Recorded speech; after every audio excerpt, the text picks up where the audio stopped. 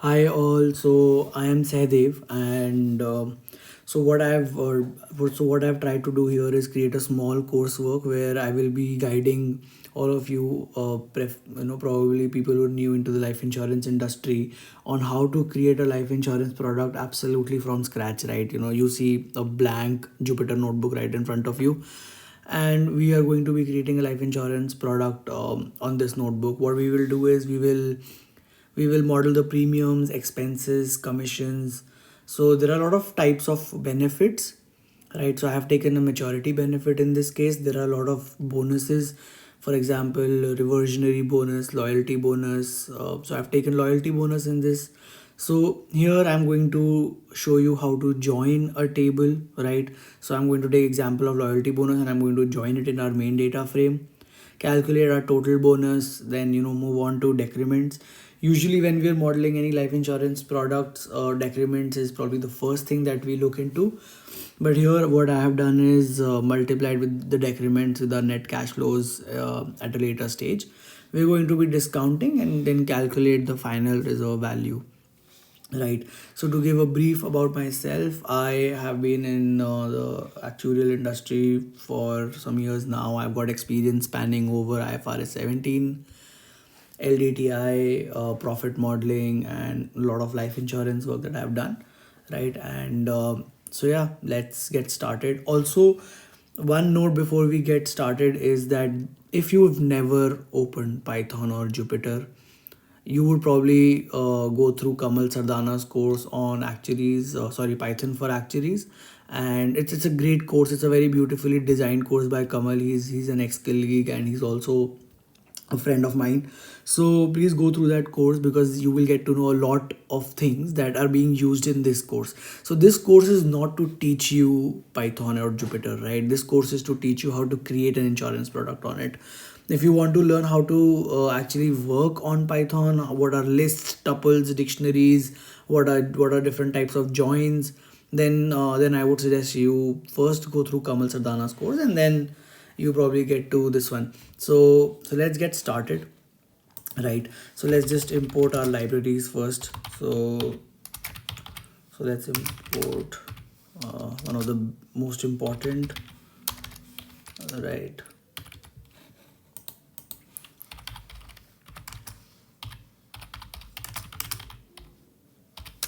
Okay, so we're sorted with the libraries. So what we're going to do now is create our data frame. So let's just, okay, just a second.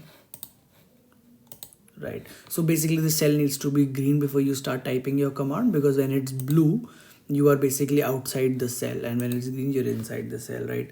So let's create an empty data frame. Let's just name it product one, prod one. So we're going to be using pandas, right? Okay. So let's, oh, okay, sorry.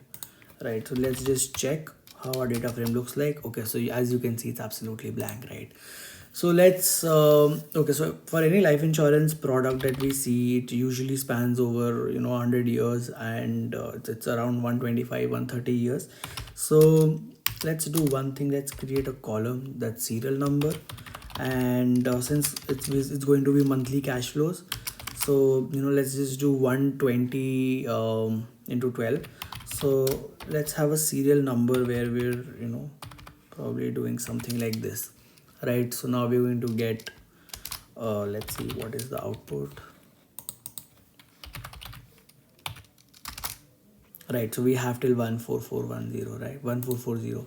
So let's add months onto this. So let's create a list first. Let's just do that. Right, so now what do we want? We want months, but it should, like, there are only 12 months, right? So we have 100 and 1440 rows, so we need months till the end. Also, as you can see that I'm always putting one number extra. For example, there are 12 months, I've put 13 here, and over there I've only put 1441 rather than 1440. It is because when you're creating a range, what Python sees is that the number with the last bracket, it takes just one less of that, right? So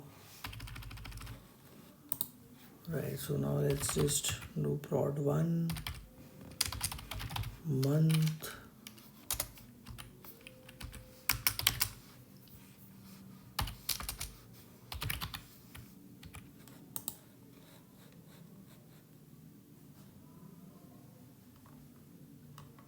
Right, let's see what the error.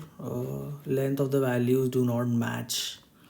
Okay, so the length is 144 rather than right, sorry, so I need to multiply it with 120. Okay, now we're good.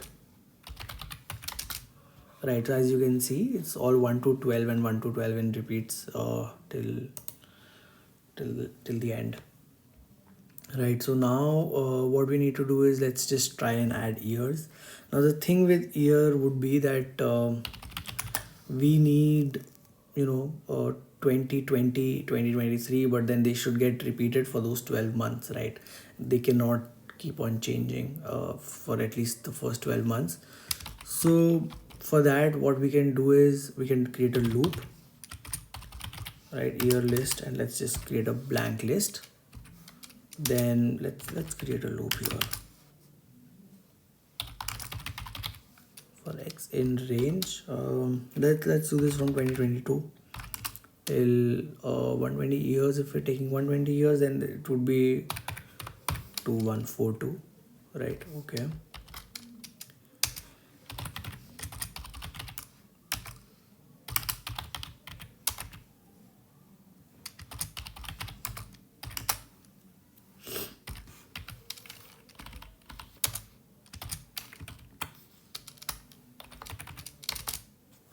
All right, so let's just see what do we have here.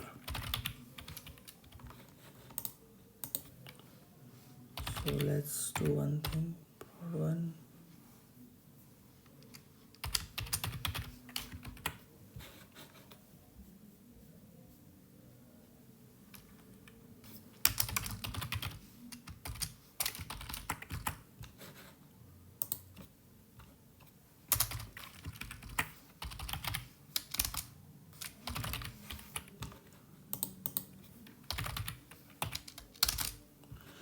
Right, so we have it ready here, right? So as you can see that it's being repeated, so we're good with that.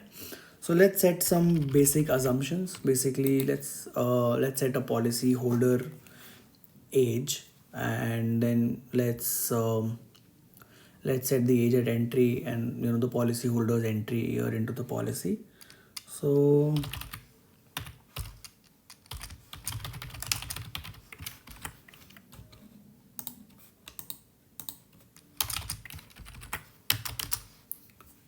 let's just make it a newborn policy holder. Entry year should be 2022, and policy holders age at entry, right? So this is one of the most important indicators. The age at entry into the policy, they just make it 0. Yeah. So as you can see, we have age at entry. This is going to remain constant. This just basically tells us that the policy holder was 0 years old, and the entry year is 2022, right? 10 years down the line, if you look at the entry year, it's still going to be 2022. So okay, so now if we have to calculate the current age, right? If we're looking at the policy probably 50 years down the line, the policy holder should be 50 years old, right? So let's just calculate its current age. What we can do here is we can take the difference of the entry year and the current year and add the age at entry to it. In this case, it's 0, so it won't make a difference. But let's say if it was 25, then the number would increase, right, from 25 to 26, 27 and further. So we are going to find out the difference between the year and the entry year.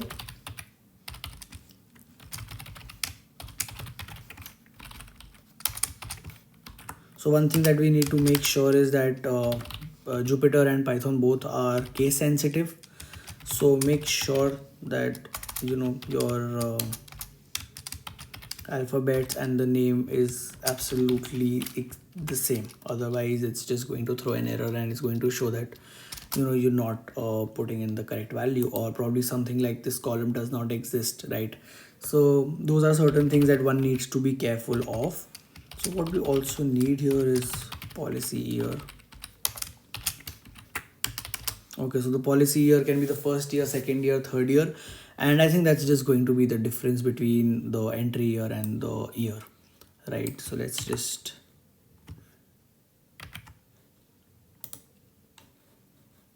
copy and let's just paste it here, right? That's fine. So what do we have here? Right, so as you can see, the policy here is increasing. Let's try to do a unique, since our data frame is quite huge. So let's just do a unique.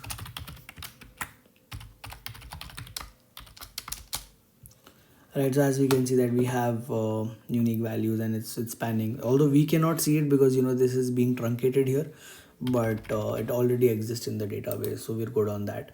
So let's just set the maturity age in this case, since we're taking a maturity benefit. There are a lot of benefits that we can take, but let's just set a maturity age here.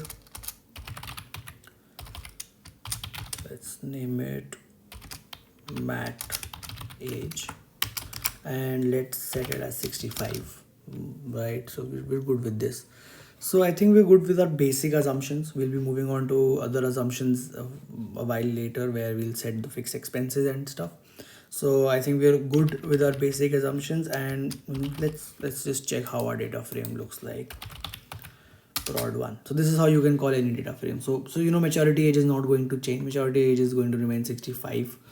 If the policy holder becomes 70, or lapses or passes away due to death, it's the maturity age of the policy is still 65, right? So that's the logic behind it.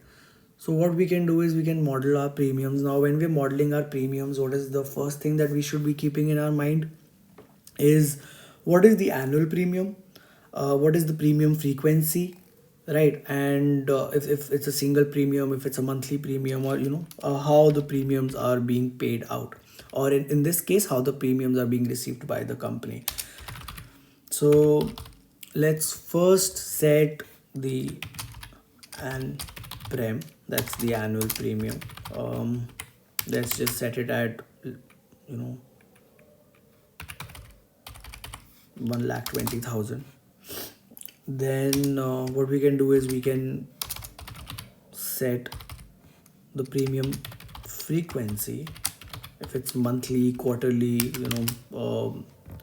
half yearly, or if it's a single premium policy. So in this case we're going to take a regular premium, so we can make it premium frequency as monthly. All right, so it says monthly is not defined, right? So why is monthly not defined? Because it's not a number, right? So the reason is that since it's not a number, we need to put it in quotes, because all the string characters need to be put in quotes. For example, if you're setting somebody's name, or any word, it needs to be in quotes. And now it says prod is not defined, obviously, right? Because our product is named prod 1, and this is what I was telling about. You need to be careful about your syntax in Python. So now what we can do is we can just check our product. So we have premium frequency. Now what we need is this is our annual premium, right? But now our premium frequency is monthly, so we need monthly premiums. Now these monthly premiums need to be divided. So basically the annual premium need to be divided by the premium frequency, right? But we cannot divide 120k by monthly. We need to divide it probably by some other indicator that we assign to it. So let's create a column that's prem mode, right? And let's set it as let's just use the lock function. Lock function is when we're defining something, filtering something, setting something as something else. So it's fairly simple. So let's just do that. If prem frec equals to monthly then my prem mode should be equal to 12, right? Although I can change this. I can make it to, if it is quarterly then make it 4, if it is half yearly then make it 2. So we can do all of that. So let's just find the regular premium, or just find premiums that the policyholder needs to pay. So let's just make it prem, or you can call it prem, whatever you want to call it. So let's do some calculations now, very basic calculation. We'll diverge into more difficult calculations a little later. So let's just make it a little simple right now, because it's just the beginning.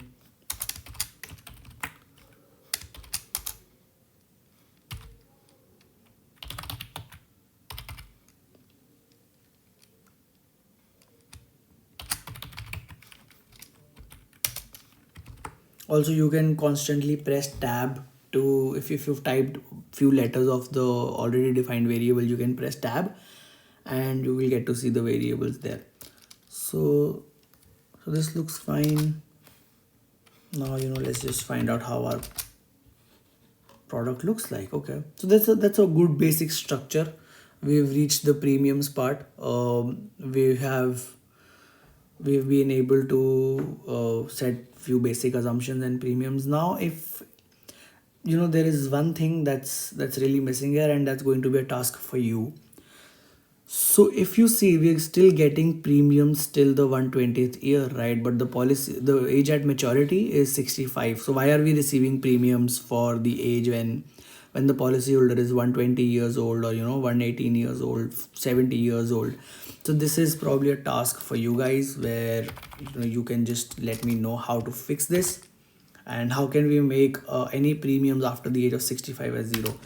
So zeroize the premiums after mat age. If you guys are not able to fix it, just let me know. I know how to do it, and I'll tell you. So yeah, so let's just move to expenses. Expenses are also fairly simple. Expenses, so basically there are three types of expenses in an insurance product. There is an initial expense, or a fixed expense. Then there is a renewal expense, right? And then there is a claim expense. So every time a claim is filed, there is a claim expense that's attached to it. So let's just start with our favorite, fixed expense.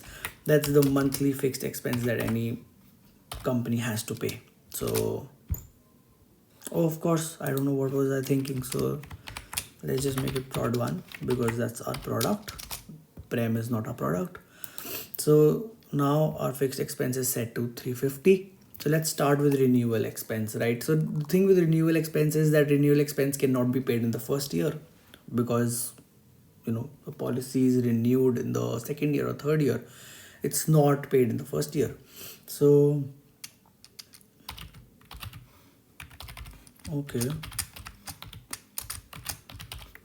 let's set it as 0. And now okay, so what is the condition here? What we need to do is basically set a renewal expense. So let's just decide on what we're setting renewal expense as. Let's set renewal expense as probably 1% of the monthly premium. So right, so this is what we need to do here. So now we're going to use the lock function, because we're setting something as using particular conditions. So what do we need here? So we need the policy year to not be the first year, basically the 0th year. So we're going to make it greater than 0.0. And we also need one more condition. So we don't need renewal expense after the maturity, right? So let's just set prod 1 dot okay.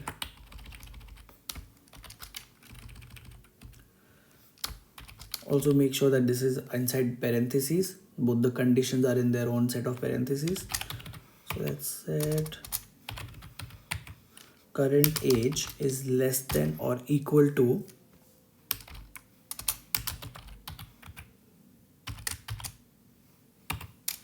maturity age, and then we can set the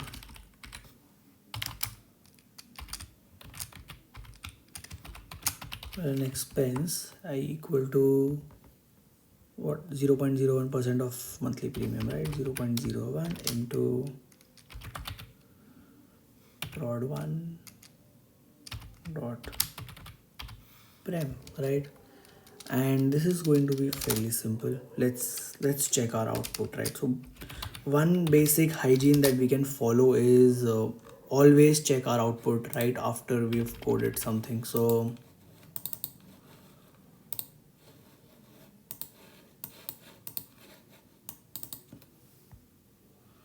right, so we see that okay, probably because we're not getting the first year, we're not getting values after the first year. So one way that I know how to check this is,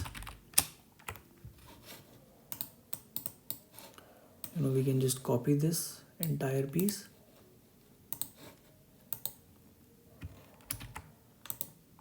and paste it here, right? So now we're not setting it, we're just calling ren expense under certain conditions that we have identified. So we can see that yes, so starting from the 12th month we are getting the values up to 790th month, so basically before, just before the maturity. So yeah, our renewal expense is also set. We can press X to delete the cell, right? So that's our renewal expense and the fixed expense. That was fairly simple. The game gets a little complicated when we're using decrements and we start multiplying decrements starting like from the initial phase. So we don't get fixed values, but we get varying values depending on our enforced policies at the end of the month, or probably the QX or whatever decrement you're using. But I think it would all roll down to enforced policy at the end of the month, right?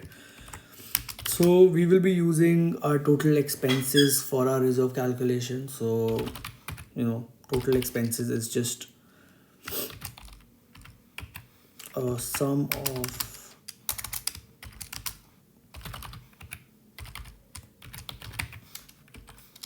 right. So we're good with this. So I think our expenses are also sorted. So now we're going to move to commissions.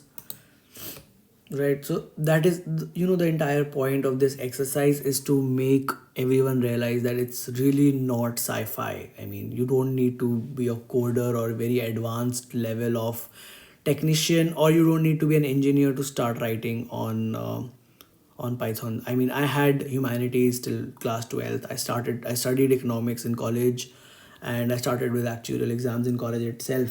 No background of tech, and I'm still just writing or data science or data analytics kind of work on Python. So it's really not very difficult. So what we're going to do is we're going to move to our further videos where we're going to be modeling our commissions and maturity benefit, loyalty bonus. I mean, the fun just starts after the commissions, right? So I'm going to end this video here, and we're going to start again with our commissions, maturity benefit, loyalty bonus, decrement, discounting factor, and reserve. So thank you guys, really looking forward to your support, and just write down your suggestions so that I can incorporate all of those things. And of course, there is one task that I have saved for you, and that's basically zeroizing the premiums after maturity age. So the hint is in this workbook itself. So if you find that, please let me know. Thank you.